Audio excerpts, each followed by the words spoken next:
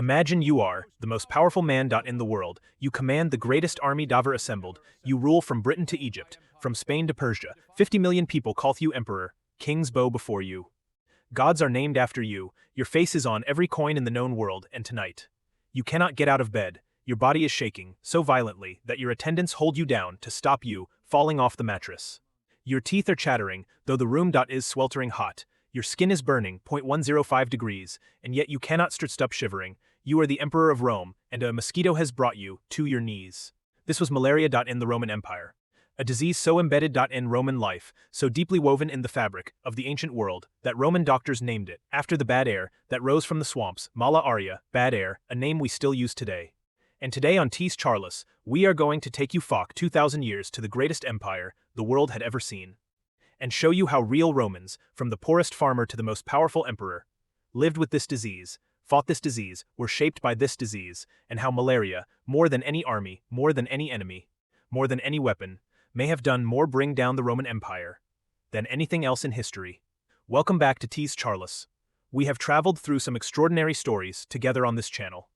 We watched children sailed in iron lungs chained to keep learning. We watched American families lose 3 members in a single week taught of the Spanish flu. We watched a medieval community invent quarantine from pure observation and survival instinct. We watched a community in 1980s America build an entire epidemic response from nothing when the government chose silence. Today we go back even further, 2,000 years to ancient Rome, to the civilization that gave us or legal system or architecture or language or concept of empire. To the civilization that was simultaneously the most powerful and the most vulnerable in the ancient world, because while Rome was conquering nations, malaria was conquering Rome. The Romans did not know this. They could not have known. They had no microscopes, no understanding of parasites, no concept of how a disease actually spread, but we know, and the story of how malaria shaped, weakened, and ultimately contributed to the fall of the greatest empire in human history is one of the most remarkable stories in all of medicine. Let us begin. Let us understand what malaria actually is. Malaria is caused not by a bacteria, not by a virus, but by a parasite, specifically a single-celled parasite, Plasmodium. There are several species of Plasmodium that infect humans.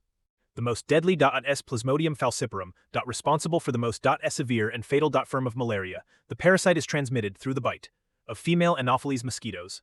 When an infected mosquito bites a human, injects the parasite directly into the bloodstream, the parasite travels to the liver. In the liver, it multiplies rapidly, silently, invisibly. For 1 to 2 weeks, the infected person feels nothing. Then, the parasites burst from the liver cells and flood into the bloodstream. They invade red blood cells.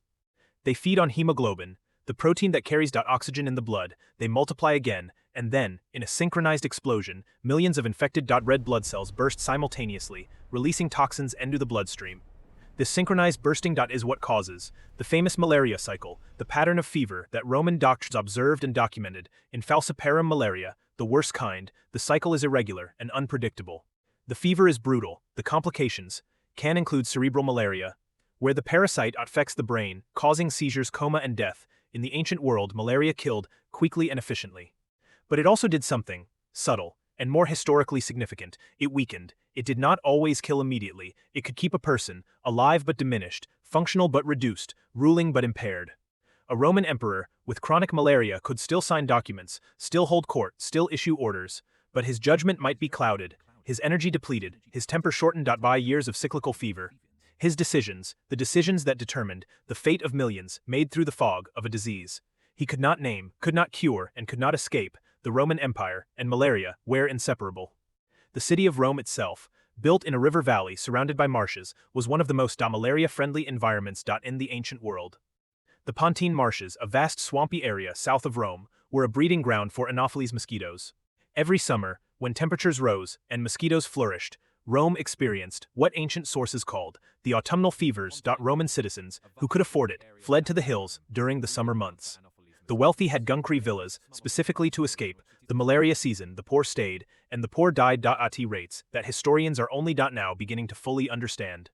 Archaeologists excavating Roman cemeteries found evidence of malaria in the bones of Roman children, some as young as 1 year old. In one Roman cemetery dating to around 450 AD, nearly half of the children buried there showed DNA evidence of Plasmodium falciparum infection, half of all the children. This was not an occasional disease. This was the background, the cogent of Roman life. as constant as the seasons, as expected as summer heat. The Romans even built it, to their calendar. Religious festivals were timed around the malaria season. Prayers to specific goddesses, including a goddess named Fabri, the goddess of fever, were offered to try to ward off the summer sickness, the goddess of fever. A civilization so accustomed to this disease that they built a deity to manage it. Now, the relationship between malaria and the fall of Rome irrelevant, one of the most derated questions in historical medicine. And the evidence is extraordinary. Rome's greatest expansion, the Republican and early imperial periods, coincided with relatively cooler, drier climatic conditions, lower mosquito populations, fewer malaria cases. As Rome expanded, it also drained swamps, built roads, moved populations, and as the empire grew and the climate warmed, the swamps came back. New swampy areas, created by Roman infrastructure, paradoxically created new mosquito breeding grounds. The Roman legions, marching through swampy territories, brought malaria back to Rome with them. And as the empire aged, as the climate shifted, as the financial resources needed to maintain the great engineering projects dried up, the swamps returned, the mosquitoes returned, the fever returned. And Rome, already weakened by political instability, by barbarian pressure, by economic collapse, was fighting all of these things with a population that was simultaneously being debilitated by malaria. Now let us talk about real people. Let us start at the top. The Roman emperors.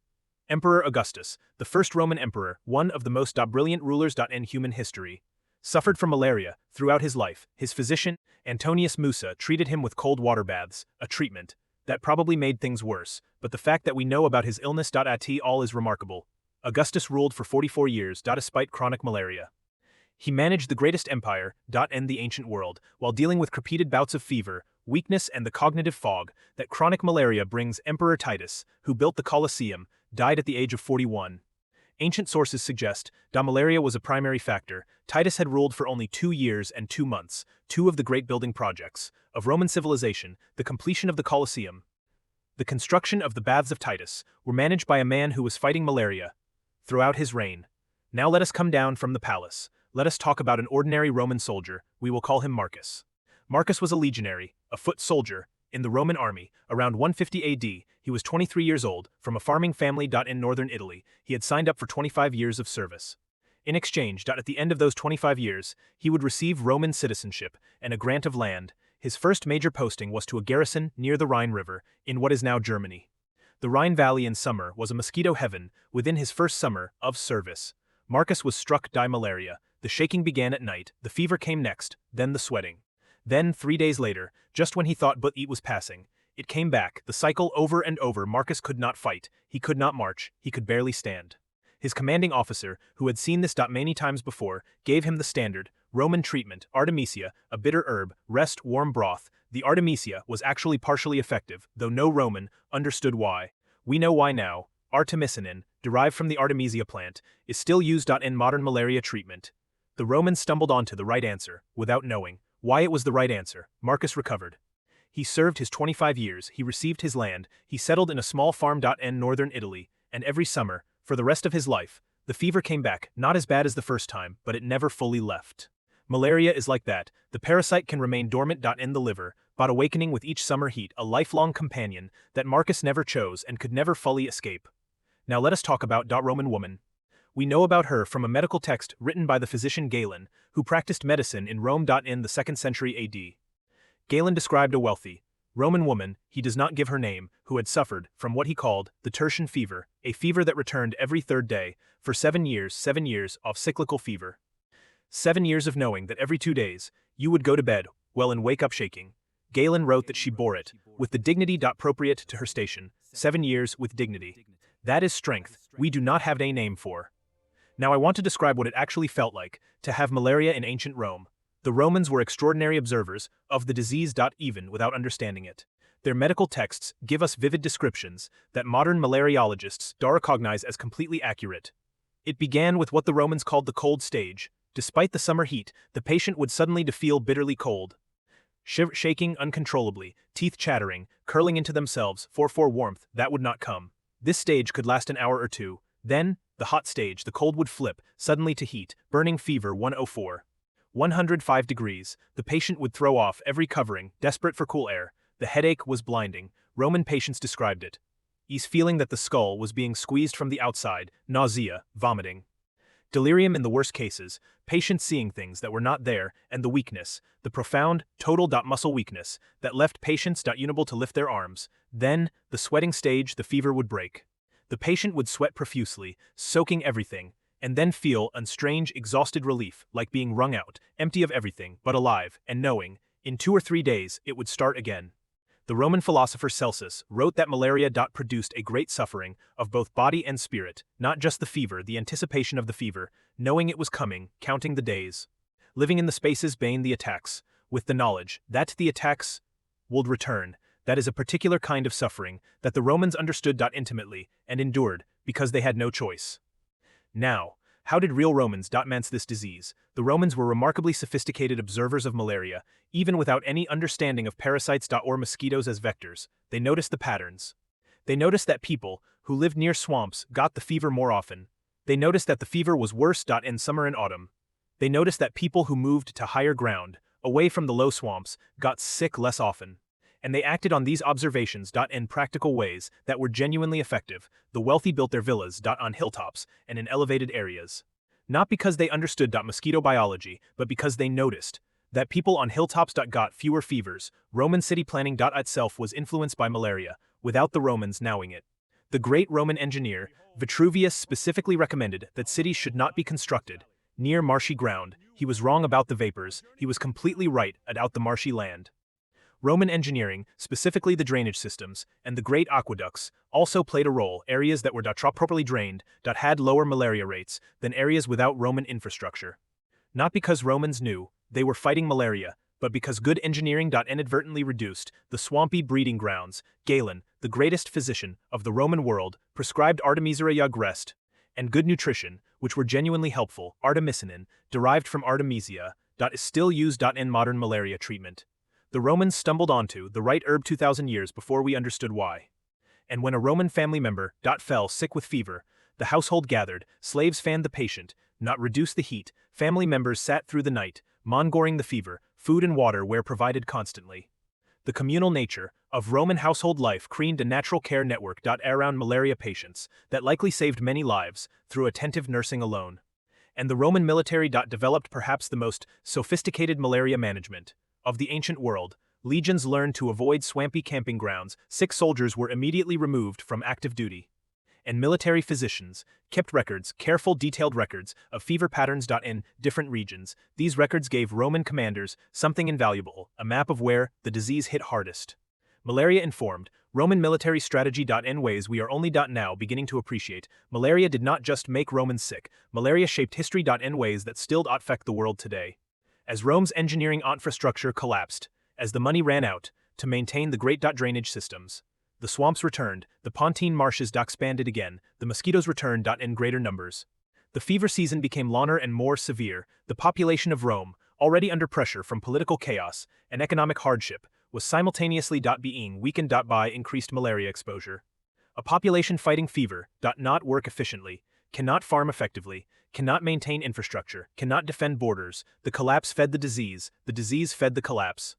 A vicious cycle that historians now believe accelerated Rome's decline by decades, possibly by centuries. In World War II, more American soldiers were incapacitated by malaria in the Pacific theater than by Japanese bullets. General Douglas MacArthur lightheartedly said, "This will be a long war, fifth for every division fighting the enemy, a second division is in hospital with malaria, and a third division is convalescing from this disease." Malaria shaped the course of World War II. It shaped which territories could be colonized, and which could not. It shaped the economic development of nations. It shaped the distribution of human population across the globe. All from one illicit celled parasite, transmitted by a mosquito bite. It is 2026, malaria still exists. Every year, approximately 250 million people worldwide are infected, over 600,000 people die. Most of them are children, under 5 years old. In sub-Saharan Africa, the disease that brought Roman emperors to their knees is still killing children in 2026, not because we do not know how to treat it. We have effective treatments, we have insecticide-treated bed nets, we have the first malaria vaccines in human history. Approved in 2021 and 2023. After 150 years of trying, humanity finally has an malaria vaccine, and yet, Zero people still die every year because the vaccine is not getting the children who need it, because the money required to eliminate malaria is considered too expensive by governments that have never had to live with the disease. The Romans had no tools to fight malaria. We have every tool, we lack the will to use them. The Roman soldier Marcus lived with malaria for 25 years because he had no choice.